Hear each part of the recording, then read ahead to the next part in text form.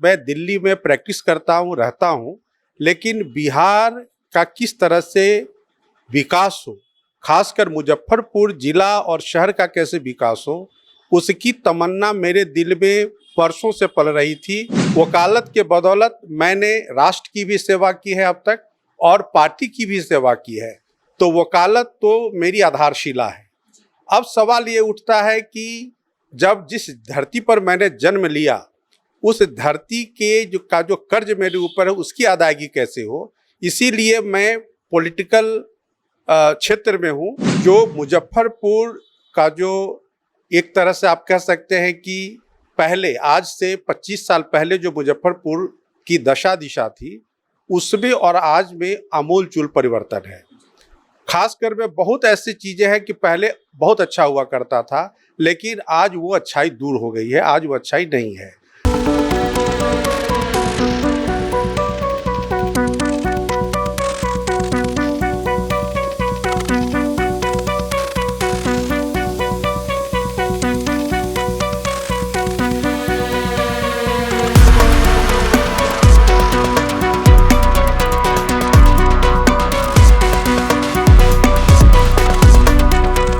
नमस्कार, मैं निशा श्री आप तमाम दर्शकों का स्वागत करती हूं। आप देख रहे हैं फर्स्ट लुक बिहार, जहां हम देखते हैं खबरें जो जानना ज़रूरी है।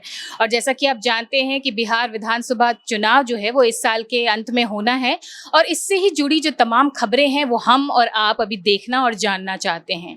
ऐसे में आप देख रहे हैं कि हम आपके सामने लगातार अलग अलग जो हमारे मुजफ्फरपुर क्षेत्र में जो प्रत्याशी हैं, संभावित प्रत्याशी अलग अलग दलों से, उनको हम आपसे उनके बारे में आपको बताते रहते हैं। लेकिन आज हम आपको एक जो हमारे शहर की बहुत मशहूर शख्सियत हैं, जिनको आप पहले भी टीवी में देख चुके होंगे, जो प्लेसेस ऑफ वर्शिप एक्ट या फिर जो हिजाब का मुद्दा हो या वक्फ बिल के बारे में जब भी बात हो, तो इनका चेहरा आप न्यूज़ चैनल्स में देखते रहते हैं कि वो आकर के जो सरकार की तरफ से जो वक्तव्य होते हैं वो आपको देते रहते हैं। ये हमारे शहर मुजफ्फरपुर से बीजेपी के संभावित प्रत्याशी भी हैं।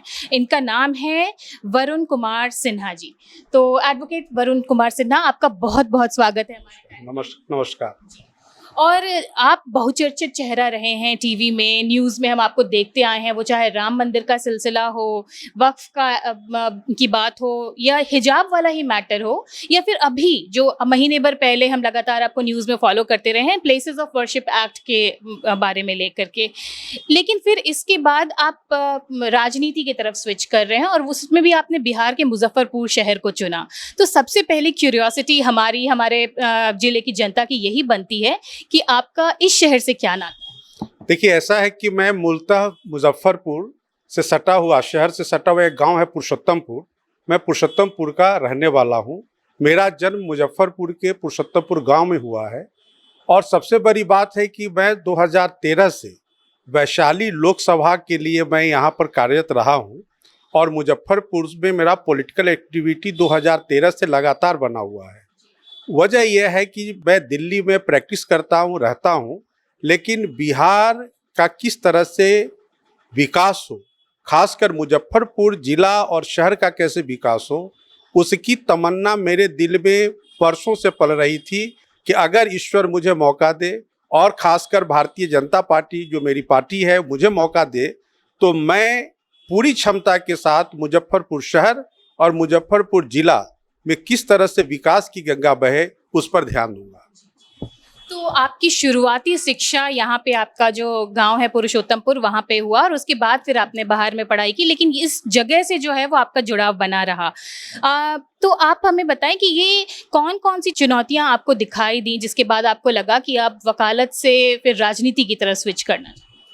देखिए, ऐसा है कि वकालत तो मेरे रग रग में बसा हुआ है, और आज मैं जो कुछ भी हूँ अपने पेशा यानी वकालत की ही देन हूँ। वकालत के बदौलत मैंने राष्ट्र की भी सेवा की है अब तक और पार्टी की भी सेवा की है, तो वकालत तो मेरी आधारशिला है। अब सवाल ये उठता है कि जब जिस धरती पर मैंने जन्म लिया, उस धरती के जो कर्ज मेरे ऊपर है उसकी अदायगी कैसे हो, इसीलिए मैं पॉलिटिकल क्षेत्र में हूँ, और पॉलिटिक्स के माध्यम से ही आमूल-चूल परिवर्तन संभव है। इसलिए मैंने मुजफ्फरपुर जिला को अपना राजनीतिक गढ़ माना है, और यहीं से मैं एक्टिव हूँ। जी, इस क्षेत्र की सबसे बड़ी चुनौती या इस क्षेत्र का मुद्दा क्या नजर आता है? देखिए, जो मुजफ्फरपुर का जो एक तरह से आप कह सकते हैं कि पहले आज से 25 साल पहले जो मुजफ्फरपुर की दशा दिशा थी, उसमें और आज में आमूल-चूल परिवर्तन है। खासकर में बहुत ऐसी चीज़ें हैं कि पहले बहुत अच्छा हुआ करता था, लेकिन आज वो अच्छाई दूर हो गई है, आज वो अच्छाई नहीं है। बहुत सारी ऐसी चीज़ें हैं जो पहले नहीं था, आज मौजूद है, लेकिन वो नाकाफ़ी है। बढ़ते जनसंख्या, बढ़ती आवश्यकताओं को ध्यान में रखते हुए मुजफ्फरपुर शहर को या मुजफ्फरपुर ज़िले को जिस तरह से कोप अप करना चाहिए, नहीं कर पाई है। यानी कि जो समय की गति है, उस गति के साथ यह शहर अपने आप में बदलाव नहीं ला सका है। इसीलिए एक कुशल नेतृत्व की आवश्यकता है, कुशल पॉलिटिकल विल की आवश्यकता है, स्ट्रांग विल की आवश्यकता है। और मैं समझता हूँ कि अगर मुझे मेरी पार्टी मौका देती है तो मैं इन सारी कसौटियों पर खरा उतरने का भरसक प्रयत्न करूँगा। आपने आज तक जो भी न्याय संगत जो भी कार्य हैं इनको आपने बखूबी निभाया है, तभी आप सुप्रीम कोर्ट से जुड़े हुए हैं और बड़े-बड़े जो मुद्दे हैं उनको आपने सुलझाया है।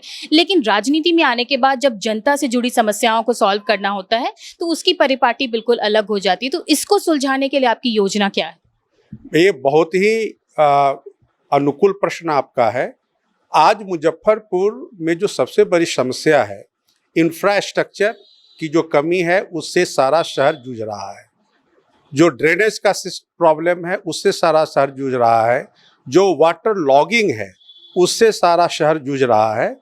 और ट्रैफिक का जो यहाँ पर समस्या है, वो बहुत बड़ी समस्या है। साथ ही साथ जो सिविक एमिनिटीज़ होनी चाहिए इस शहर के अंदर, उसकी बहुत बड़ी समस्या है।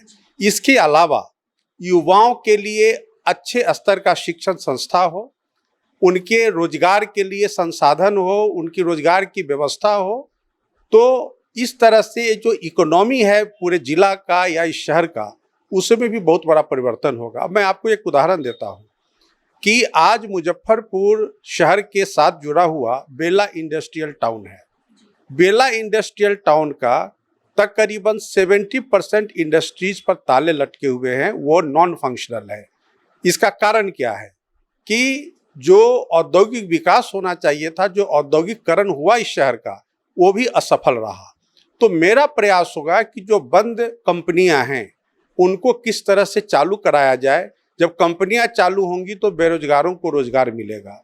जो शिक्षण संस्थाएं हैं जो मृतप्राय हैं या उनमें जो स्टैंडर्ड होना चाहिए एजुकेशन का, उसकी कमी है, तो उसको हम किस तरह से एक सशक्त एजुकेशन इंस्टीट्यूशन बना सकते हैं, उसके लिए विश्वविद्यालयों में और क्या डेवलपमेंट किया जा सकता है, उसकी व्यवस्था सोची जा सकती है। तो एक पब्लिक रिप्रेजेंटेटिव के नाते अगर मुझे मेरी पार्टी मौका देती है तो इंडस्ट्रियल डेवलपमेंट, एजुकेशनल डेवलपमेंट और हेल्थ के सेक्टर में, हॉस्पिटल्स में जो किस तरह से स्पेशलिस्ट ट्रीटमेंट हो, स्पेशलाइज्ड सर्विसेज हॉस्पिटल प्रोवाइड कर सकें। जैसे कि अगर आज किसी को न्यूरो प्रॉब्लम होता है, किसी को सीरियस कार्डियक प्रॉब्लम है या किसी को लीवर रिलेटेड प्रॉब्लम है, तो उन्हें बिहार से बाहर दूसरे राज्यों में, खासकर दिल्ली की तरफ वो मुख करते हैं। तो इसलिए ज़रूरत है कि बिहार के अंदर, खासकर मुजफ्फरपुर में, स्पेशलिटी हॉस्पिटल की होनी चाहिए, स्पेशलाइज्ड हॉस्पिटल होना चाहिए, ताकि हम हर तरह का जो ट्रीटमेंट है हम पेशेंट्स को मुहैया तक्षण करा सकें। लेकिन इन सभी के बावजूद, जैसा कि आप जानते हैं, आप इस शहर से जुड़े हुए हैं, कि बिहार की अभी भी समस्या लॉ एंड ऑर्डर एक बहुत बड़ी चुनौती है और अभी भी इसके ऊपर बार बार जो है वो सवाल सत्ता के ऊपर उठाए जा रहे हैं विपक्ष की तरफ से। अगर आप आते हैं तो फिर आप कैसे इसको कंट्रोल करें? देखिए, जो लॉ एंड ऑर्डर की जो समस्या है उसको आप बेरोजगारी से भी जोड़ करके देखें। जो बेरोजगार बच्चे होते हैं, जब पेट में आग लगी रहती है तो मस्तिष्क डिस्टर्ब हो जाता है, लेकिन जब आप उनकी बेरोजगारी की समस्या का समाधान दे देंगे तो लॉ एंड ऑर्डर भी बहुत इसमें सुधार आएगा। और पब्लिक रिप्रेजेंटेटिव के नाते जो प्रशासन है उसके साथ कदम से कदम मिला करके किस तरह से लॉ एंड ऑर्डर सिचुएशन को जिले के अंदर दुरुस्त किया जाए, उस पर प्रशासन के साथ सहयोग करके एक रचनात्मक जो सहयोग है वो दे करके हम उसमें बहुत सुधार ला करके और जो क्राइम रेट है उसको बहुत कम किया जा सकता है।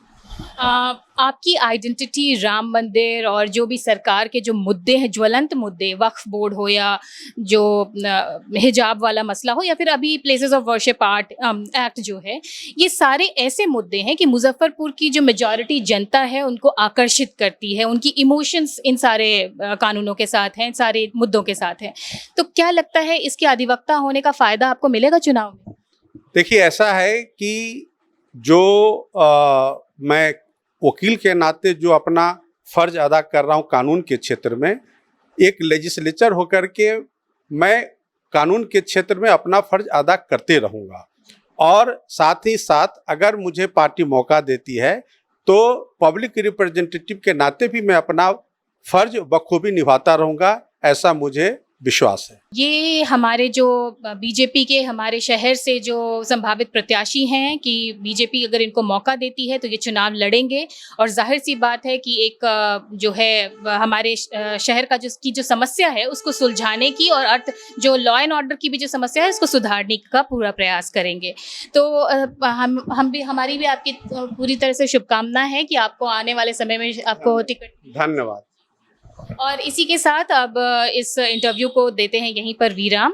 आप बने रहिए हमारे साथ और प्लीज़ हमारे चैनल को लाइक और सब्सक्राइब करना ना भूलें। आप देख रहे थे फर्स्ट लुक बिहार।